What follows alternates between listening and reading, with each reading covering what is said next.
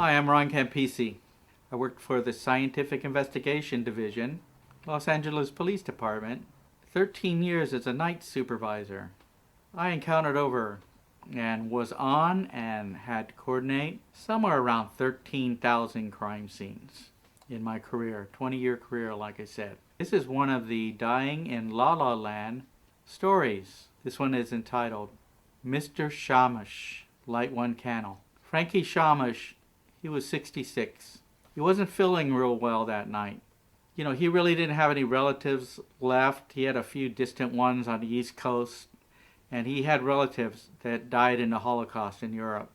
You know, that night he went to bed, he had a little indigestion, and he was just, thinking to himself. He couldn't stop contemplating his time as a sergeant in the Big Red 1 Division in World War II.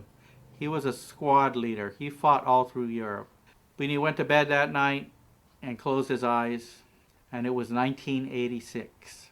In 2016, these kids were playing outside his house and broke the window to the bedroom. And it was, getting dark outside, and they looked in and they could see a body in the bed with the yarmulke on it. And of course, they screamed, they yelled, and they ran home, and the police were called, the LAPD. Northeast detectives showed up, broke in the door, went in, and sure enough, there was the mummified body of Frankie Shamash. He had been in this small house in Highland Park for 30 years. And what they determined is that he only had distant relatives on the East Coast. Some of his family died in the Holocaust, and nobody checked up on him. All his utilities, they found out, were paid automatically, everything, including his property taxes, everything. And so I got there later, and they told me, Ron, this is a really sad scene. It's really sad. It was like I said, now, 2016. Frankie Shamash died in 1986. His body had been in there for 30 years. He was mummified. He was just a mummy now. One of the detectives looked through the mail, and it was all piled up inside the door. And at the bottom of the mail, he found the earliest one said mid-December 1986. There wasn't anything collecting evidence, really. Already determined to be a death investigation. A very sad one. The coroner showed up, took the body away. And in this case, I said in my heart, I said a prayer for Frankie Shamash. I said a prayer because it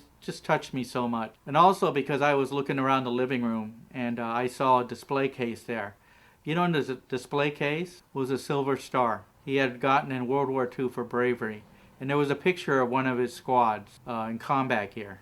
And, I was just thinking about it. Sometimes I really think about these crime scenes, a little.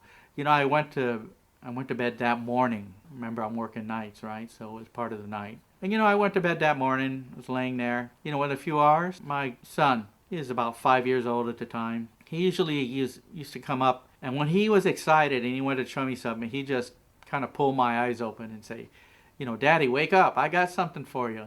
I got it. I'm singing a song. I'm singing a song in school. He says it's a Nanaka song. I'm singing a Nanaka song. I go, okay, Nanaka song. And he began to sing these lyrics. The lyrics went, I guess it's a traditional folk song, Jewish, for Hanukkah. And he began to sing.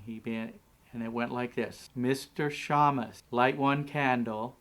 Mr. Shamash, burn it bright. Twinkle, twinkle, one little candle. Instead of Hanukkah, he said, Nanaka is here.